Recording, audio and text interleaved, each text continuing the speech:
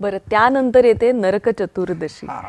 तर ह्या दिवशी अभ्यंग स्थानाचं महत्व काय आहे आम्हाला सगळ्यांना ऐकायला नक्की आवडेल, आणि कशा पद्धतीनं ते करावं शास्त्रशुद्ध पद्धतीने. विचारतात हा, दिवाळी कधी म्हणजे पहिली आंघोळ कधी. कोकणात विशेषतः विचारण्याची पद्धत आहे, पहिली आंघोळ कधी, अभ्यंग स्नान कधी. काय झालं आणि वेळ काय आहे यावेळेच्या अभ्यंग हा स्थानाची? सांगतो ना. नरक चतुर्दशी ही महत्वाची आहे. आणि नरक चतुर्दशीच्या दिवशी हा दिवस आहे सोमवारी 20 ऑक्टोबरला नरक चतुर्दशी आहे. बघा, पंचांग करताना चंद्रोदयाच्या वेळी आश्विन कृष्ण चतुर्दशी पाहिजे. बघा, चंद्रोदयाच्या वेळी तो दिवस नरक चतुर्दशीचा असतो. आणि हे कशावरून नरक चतुर्दशी हा त्याच्या हा, मागची कथा चंद्रोदय. देखील? आणि हे का सांगितलेलं आहे तर अभ्यंग स्नान करायचं कधी करायचं, चंद्रोदयापासून सूर्योदयापर्यंत. तर चंद्रोदय पहाटे 5:20 या दिवशी, कधी 20 तारखेला सोमवारी, आणि संध्याकाळी सकाळी 6:35 सूर्योदय. म्हणजे पहाटे 5:20 पासून 6:25 पर्यंत अभ्यंग स्नान करायचं आहे असं सांगितलेलं आहे शास्त्रामध्ये. आता हे लवकर आंघोळ करा. आता हल्ली काय झालं, ऋतुमानात बदल झालेला आहे माणसामुळे. ब्राह्मो मुहूर्ताला आंघोळ करावी असंही म्हटलं जातं. तर मग तो ब्राह्मो मुहूर्त आणि हा चंद्रोदयापासून सूर्योदयापर्यंत हा नरक चतुर्दशीचा अभ्यंग स्नानाचा दिवस. अभ्यंग स्नान म्हणजे काय तर तेल, सुवासिक तेलाने शरीराला मसाज करायचा. त्यामुळे स्नायू बळकट होतात. आणि तुम्हाला माहिती आहे का, थंडीचा सीझन असतो हा, विंटर सीझन. आपली त्वचा कोरडी होते आणि त्याला तेल लावलं तर त्वचा तेजस्वी होते. याचा मागचा आयुर्वेदिक अर्थ आहे. म्हणून अभ्यंग स्नानाला महत्त्व आहे. आयुर्वेदामध्ये अभ्यंग स्नानाला महत्त्व आहे. मग उटीन तयार करतात, पण आत्ताची जी केमिकलची उटणं आहेत ना ती वापरू नका. तुम्ही नैसर्गिक, आम्हाला आठवतं टाकळ्याच्या बियांपासून आम्ही उटणं तयार करायचो, स्वतः करायचं उटीन तयार. आणि त्यांनी मसाज करायचा तेल लावून, सुवासिक तेल लावून, आणि नंतर गरम पाण्याने स्नान करायचं. आणि थंडी असायची त्यामुळे थंडीमध्ये गरम पाण्याने स्नान करताना बरं वाटायचं. लहानपणचे दिवस आठवा. आणि मग खोबऱ्याचं जे आपण दूध काढतो, आणि हो, त्यांनी सुद्धा पद्धत आहे ही. वेगळ्या ठिकाणी वेगळी पद्धत आहे. ही मूळची महाराष्ट्रातली नाही असं म्हणतात. मूळ उद्देश तेलाची त्वचेला मसाज करणं आणि नंतर स्नान, गरम पाण्याने स्नान करणं, त्याला अभ्यंग स्नान म्हणतात. आपल्याकडे काय, प्रत्येक सणाच्या दिवशी खरं म्हणजे अभ्यंग स्नान करायचं आहे प्रत्येक सणाला. पण दिवाळीला थंडीचे दिवस असतात, स्नायू बळकट होतात, हाडं मजबूत होतात, आणि त्यामुळे अभ्यंग स्नान करायला सांगितलं आहे. आणि चंद्रोदयापासून सूर्योदयापर्यंत लक्षात ठेवा, तेव्हा तो दिवस महत्त्वाचा. पण इथे काय झालं माहिती आहे का, विशेषतः नरक चतुर्दशीच्या दिवशी भगवान कृष्णाने नरकासुराचा वध केला. आपल्याला माहिती आहे, 16 सहस्र नारी त्यांनी त्याच्या ताब्यात होत्या, आणि भगवान कृष्णाने नरकासुराचा वध केला त्या दिवशी. आणि मरताना नरकासुर म्हणाला, भगवान मला एक वर द्या. तर कृष्णाने विचारलं काय वर देऊ, तर माझा मृत्यूदिन हा अभ्यंग स्नान करून आणि दीप प्रज्वलित करून लोकांनी साजरा करावा असं नरकासुराने म्हटलं. आणि भगवान कृष्णाने तथास्तु म्हटलं, अशी कथा आहे. पण मूळ हेतू काय, अभ्यंग स्नान करा हे सांगितलेलं आहे. आता काही ठिकाणी आपल्याला माहिती आहे, कडू कारल्याचं फळ असतं, ते पायाखाली चिरडण्याची सुद्धा पद्धत आहे. बरोबर. पण ते करा, हो ते करा. दसऱ्याला रावणाचे पुतळे जाळणं सोपं आहे, पण आपल्यातला जो रावण आहे तसा आपल्यात जो नरकासूर आहे ना त्याचा वध करायला पाहिजे. आणि त्यासाठी स्वतःलाच कृष्ण व्हायला पाहिजे. आपल्यामध्ये आळस, अज्ञान, अंधश्रद्धा हे नरकासूर लपलेले असतात ना, त्याचा वध कोण करणार, आपणच आपल्या फायद्यासाठी करायचा आहे. तेव्हा म्हणून नरकासुरानं तो वर मागितला, भगवान कृष्णाने दिल्या, म्हणून आपण अभ्यंग स्नान करतो आणि दीप प्रज्वलित करतो नरकासुराचा. नरकासुराने विचार करा, 16 सहस्र नारी बंदिस्त केल्या होत्या. भगवान कृष्णाने त्यांना सोडवलं आणि त्यांच्या आईवडिलांना निरोप पाठवले की मुलींना घेऊन जा. आईवडील यायला तयार नाही त्या काळामध्ये, माझी मुलगी नरकासुराच्या ताब्यात होती, आम्ही घेणार नाही.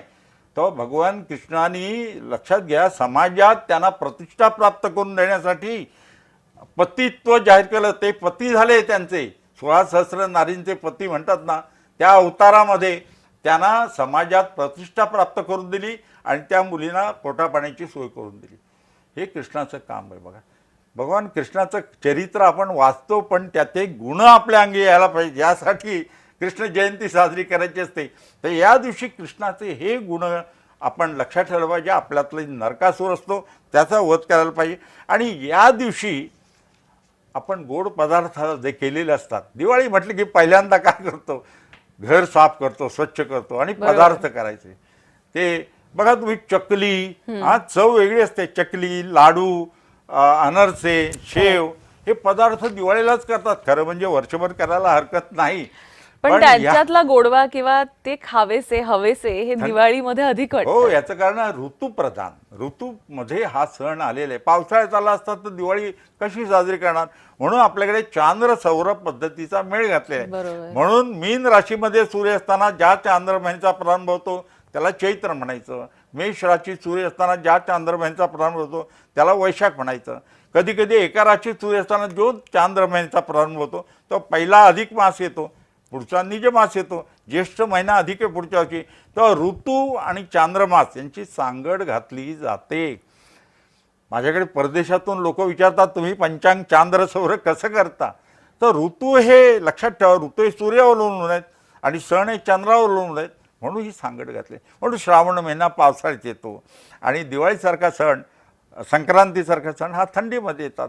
हे सांस्कृतिक महत्त्व आहे, म्हणून नरक चतुर्दशीचं महत्त्व आहे. आणि आयुर्वेदात अभ्यंगस्नान आणि फराळाचं, आणि मला अजून आठवतं गावाकडे कोकणामध्ये सर्वांना प्रसाद म्हणजे फराळ द्यायचा ही पद्धत असायची. आपण खायचं नाही, इतरांना अगोदर द्यायचं, फराळाला बोलवलं जात असे. खरं सांगू का, हे सण उत्सव हे समाजाला एकत्र ठेवतात आणि त्यासाठी त्याचं महत्त्व आहे.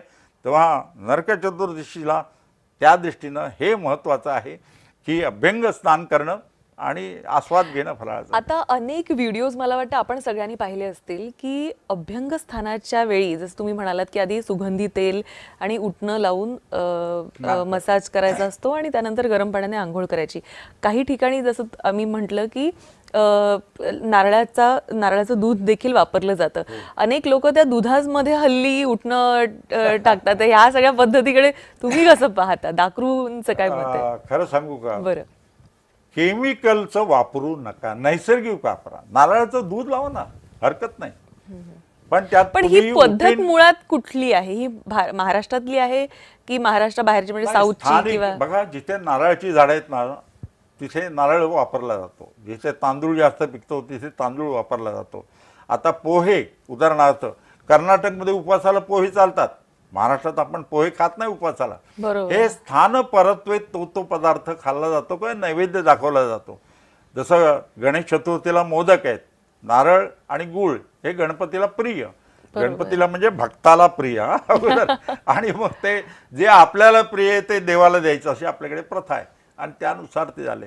लक्षात ठेवा, मूळ हेतू काय, केमिकलचं वापरू नका. उठीन आणि आजकाल अगरबत्ती येते ती सुद्धा केमिकलची येते, कापूर येतो केमिकलचा येतो, आरोग्याला घातक.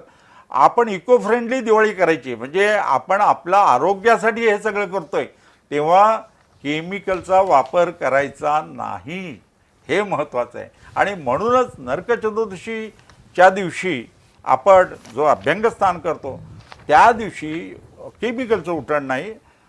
टाकळ्याच्या बियांचं आम्ही लहानपणी करायचं, उठीन स्वतः तयार करायचं. आणि आपल्याकडे आयुर्वेदामध्ये काही वनस्पती सांगितलेल्या आहेत, वेखंड आहे त्याच्यामध्ये, त्यांनी तुम्ही मसाज करा ते सांगितलेलं आहे.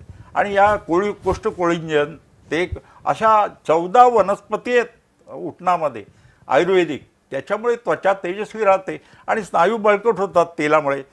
ह्याचं मागचं प्रत्येक गोष्टी मागचं कार्यकारण भाव समजून घेतला ना तर आपल्या लक्षात येतं.